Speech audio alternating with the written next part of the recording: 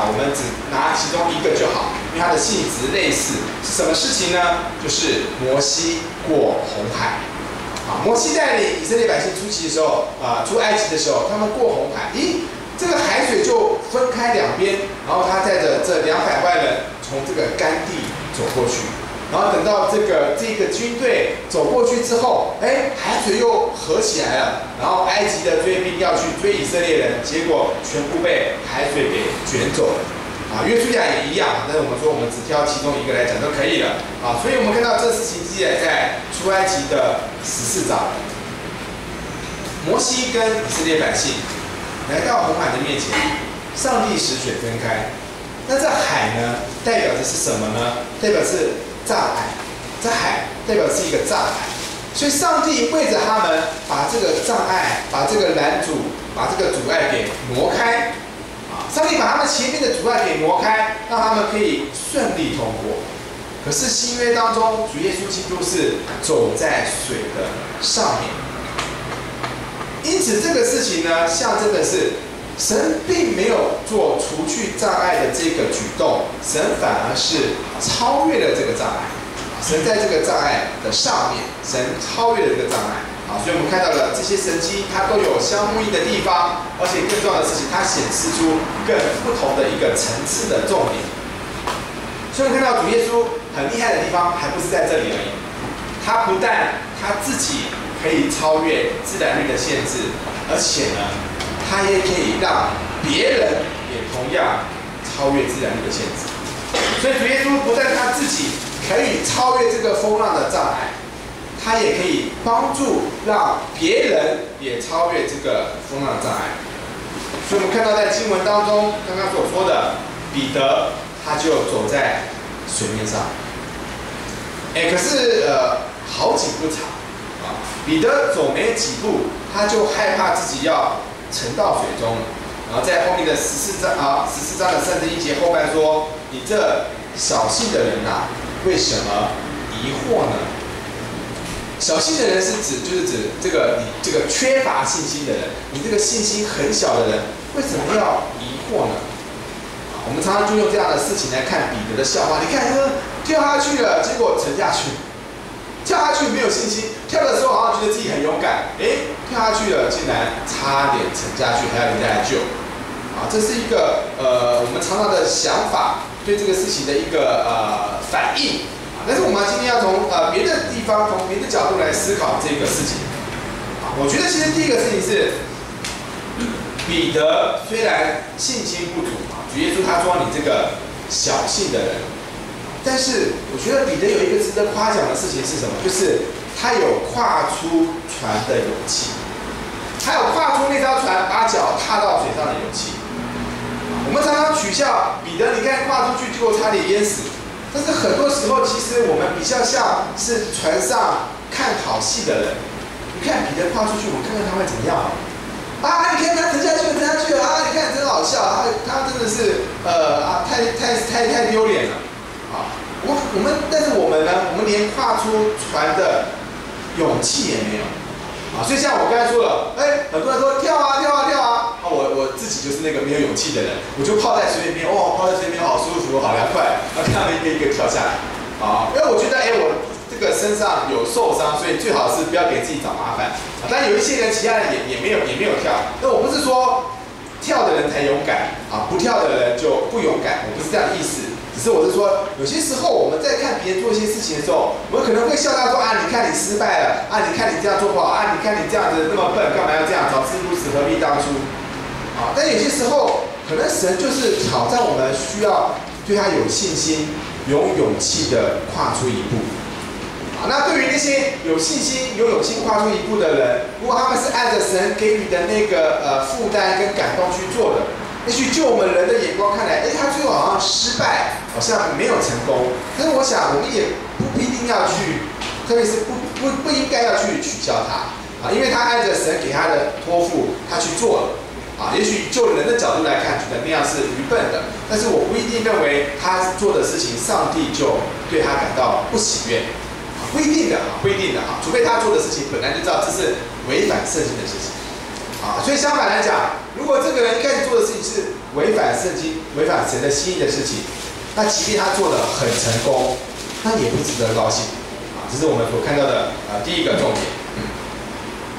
第二个事情其实我那个时候看到这个经文的时候，有一天我突然觉得神感动我有一个很特别的事情，就是彼得站在水面上的关键，其实呢，本来跟信心没有关系。一直在讲说，你看彼得没有信心，彼得没有信心，彼得沉下去了。可是事实上，这件事情本来跟信心根本没有关系耶。我们来看经文怎么说的，在14章的28到29节这里讲，彼得说：“主，如果是你，请叫我从水面上走到你那里去。”耶稣说：“你来吧。”彼得就从船上下去，在水面上走，要到耶稣那里去。好，可以把每一句讲得很慢。请问一下，彼得在这里之所以能够走在水面上的关键是什么？是信心吗？彼得有没有这样讲？彼得有没有跟耶稣说：“主啊，请你让我有信心能够走在这个水面上？”有没有？没有，彼得没有这样讲哦。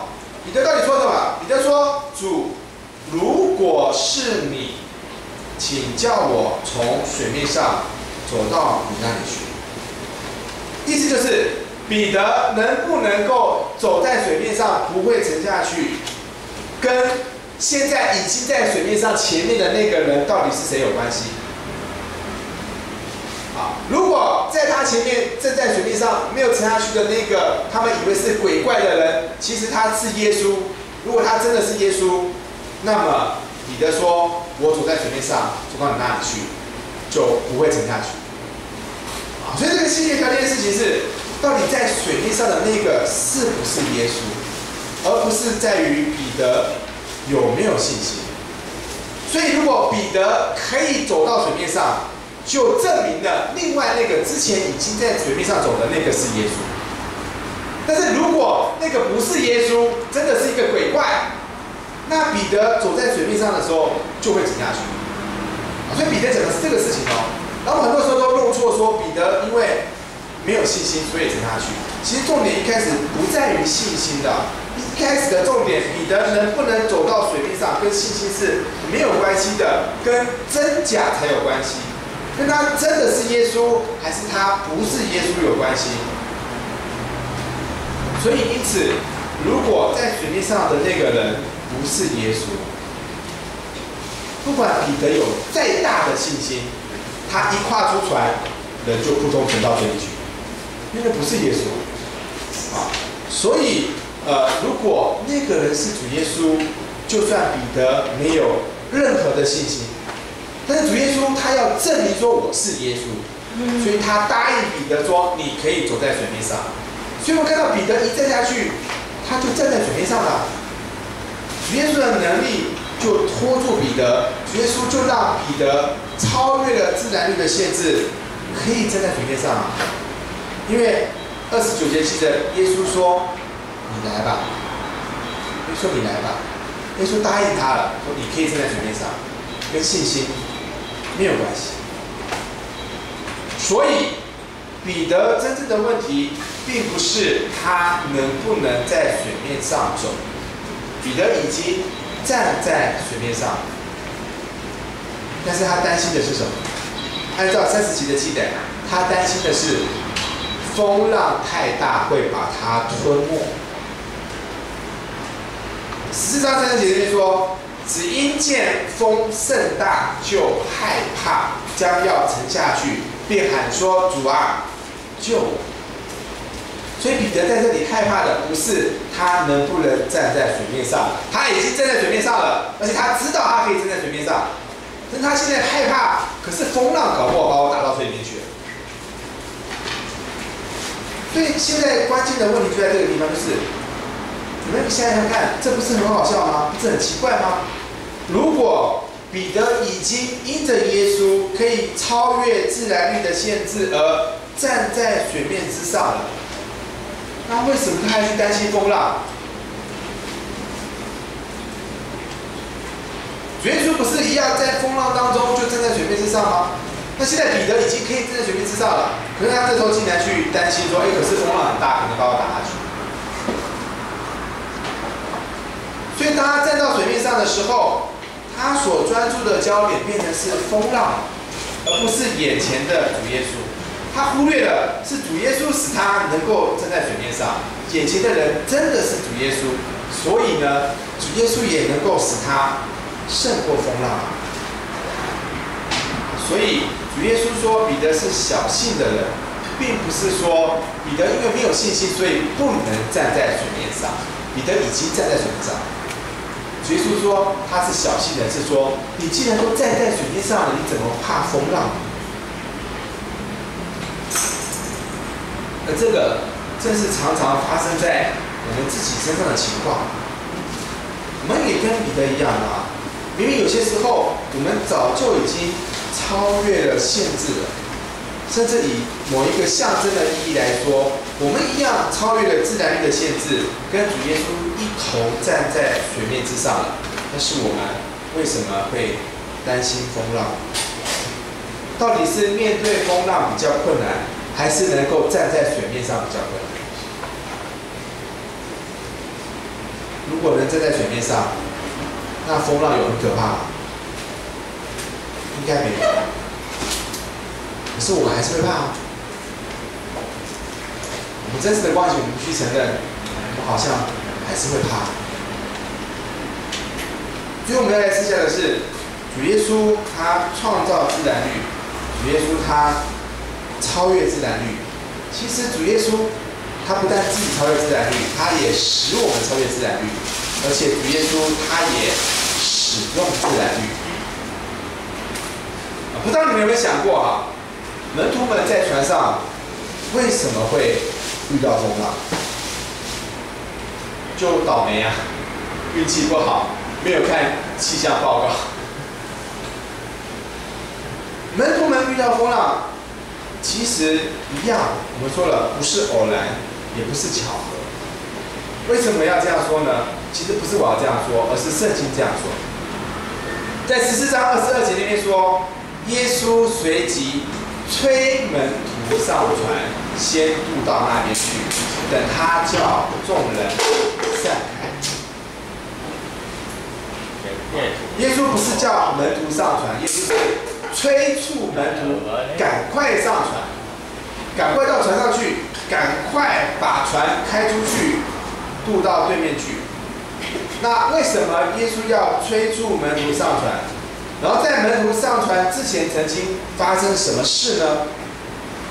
在使徒行传的不讲，在这个马太福音14章的14到21节前请就是他的这段经文22节的前面记载了什么事情呢？这边记载的是耶稣行了5饼2鱼的神迹。耶稣以5个饼2条鱼喂饱了5000人，还有剩这我们之前有带到过。那现在主耶稣急着说：“哎，赶快走，赶快走，赶快走！”是要招楼吗？是要跑路吗？说哇，5000个人跟我要东西吃，我拿东西给他们吃啊！而且5000个人，我讲过了，圣经说是男丁男士还没有算女生跟老弱妇孺可能在场根本不是5000人。这么多人来跟我要东西吃，我都被他们吃垮了，赶快走，赶快走，我们赶快逃再来吃还得了，要破产了，是这样吗？主耶稣怕被人家吃到，所以现在要跑路嘛。如果是这样的话，你知道很好玩，在约翰福音15章30到28节里面，主耶稣再一次那边提到说，他曾经让4000人吃饱，在福音书里面所以主耶稣喂饱这些人不是一次而已。所以主耶稣不是为了要跑路，为了怕人家吃所以说赶快走。那主耶稣催促门徒们赶快上船，把船开出去。最简单、最直接来讲的理由是什么？那就是主耶稣知道什么时候会有风浪，而且主耶稣他要他的门徒们进到那个风浪的里面去，他要他们遇到风浪。那为什么主耶稣要这样做呢？是主耶稣要虐待他的学生吗？是主耶稣这个不当管教吗？主耶稣霸凌他的学生吗？或者是主耶稣借这个机会要显示说，你看我很厉害吧？让你们看一下，我秀给你们看，我很厉害哦。我先把你们丢到风浪里面，然后走给你们看，让你们看到说我很厉害哦。主耶稣是为了这样吗？主耶稣是要显明自己的能力没有错，但主耶稣的动机不是这个意思，并不是为了要夸耀他自己。所以我们要回到前面来看，为什么主耶稣要这样做？在5饼2鱼这个神经在之前是什么？我们刚才说过，这边是耶稣走在海面上，然后前段是耶稣让5000个人用5饼2鱼吃饱，然后呢，接着叫他们赶快上船离开这个地方。可是这整个事情其实是要从14章的一开始来读，那我们没有时间这样做，所以我就没有讲。其实整个14章是一个连贯的。那14章一开始发生了什么事情？14章那边讲到了希律王杀死了施洗约翰，希律王杀死了施洗约翰，这个过程记载在1到12节。然后13节那边说，耶稣听见了希律王杀死约翰的这个事情，然后他就上船，从那里独自退到野地里去。众人听见，就从各城里步行，跟随他。然后接着后面发生了这个5饼2鱼的神迹这个事情。所以一开始的原因是因为希律王把约翰杀死了，然后耶稣就离开那个地方，结果被别人追上了，然后先用5饼2鱼喂饱了5000人。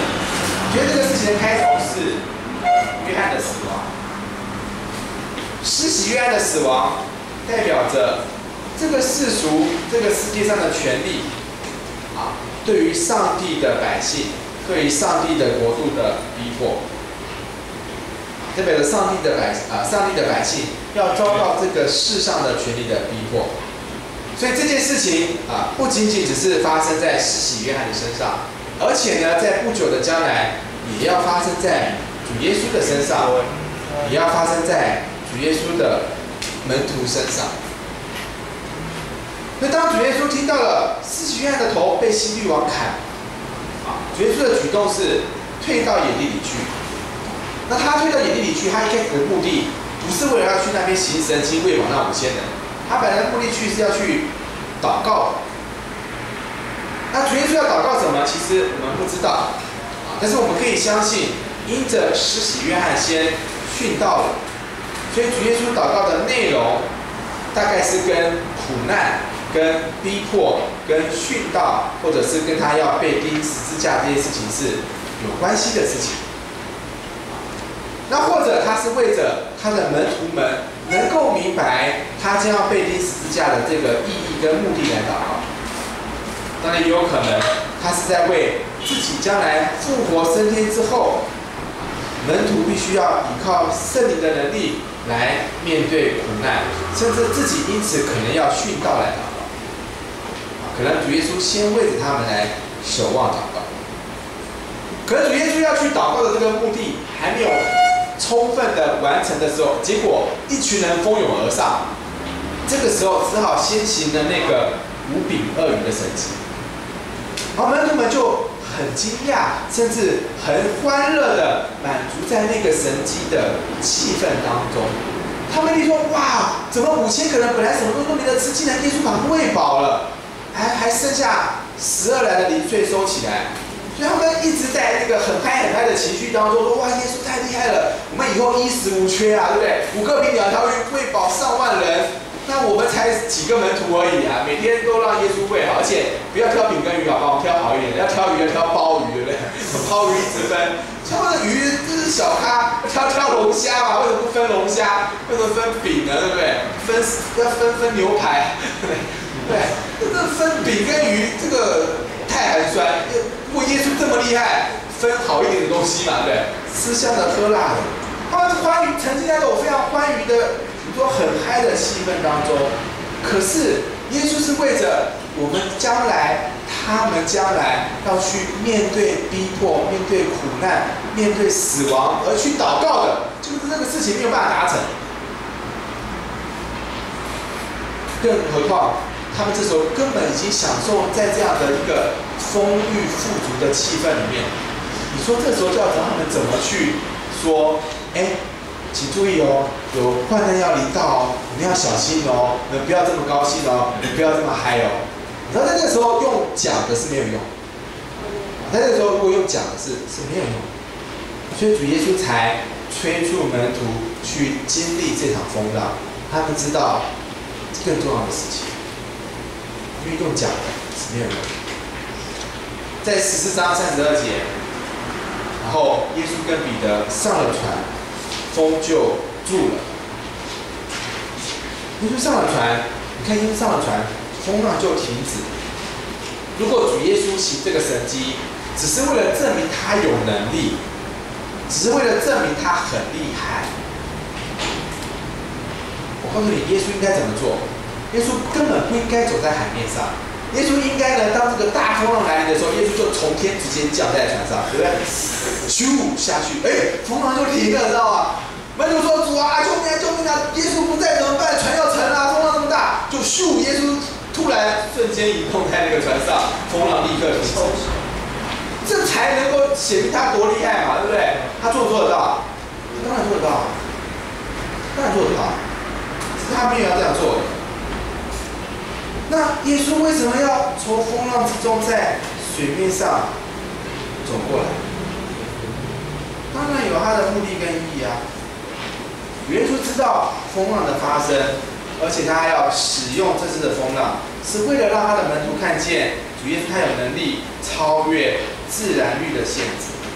当他一上船，风浪就停止了，也使他们知道，所以主耶稣能够掌管自然律的运作，以此证明他真的是神的儿子，并且让门徒们知道说，只要有主耶稣的同在，他们无需害怕风浪，所以也无需害怕接下来要面对的苦难、逼迫，甚至是死亡。而且也借由着彼得的这个激动，彼得的这个突发而来的勇气，让他看到是。原来主耶稣不但自己超越了这个自然律，他也可以使我们一同来超越这个自然律。那反过来讲，如果不经历这样的风浪，门徒就一直享受在刚刚的那个物质的神迹的满足当中，他们只享受到那个神迹的本身，却忽略了行神迹的主。所以当苦难一来临，他们就失去了信心，是不是？在船上的例子就很明显啊！你看，刚刚耶稣行5饼2鱼的神迹耶，现在我们在船上，耶稣叫我们上船，然后海浪遇到风浪，大家都吓说我们要死了。他没有一个人想到说，刚刚耶稣行了5饼2鱼的神迹，所以我们现在在海上、船上遇到风浪，耶稣一定可以救我们的。没有人这样想，他们只是觉得我们要死。所以我知道前面那个神迹彰显出神的全能，但是他们只专注在神迹当中得到什么好处，没有专注在主耶稣的身上。很多时候其实我们人生当中也常常会遇见风浪，我们的心态常常也会是这样，就是我通常都持期待，主耶稣啊，你最好就直接降到船上让风浪止住。遇到风浪的时候，主耶稣你最好直接降在船上，风浪就止住。但是主耶稣可能比较期待我们看见他是站在风浪之上，他在风浪之中走向我们。然后我想，或者他也盼望我们能够如同彼得一样，在风浪之中下船走向他。一起来祷告。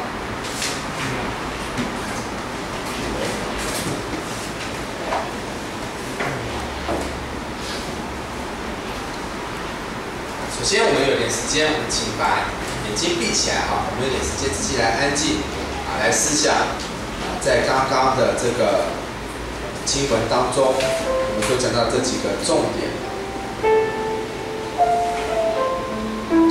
今天先自己，我们来再设想一个情境，假设当时我在那艘船上，我会怎么样？假设当时那艘船行驶在湖面，遇到了风浪，即将要翻覆，而我自己也在那个船上，我会感受到什么事情？你觉得你会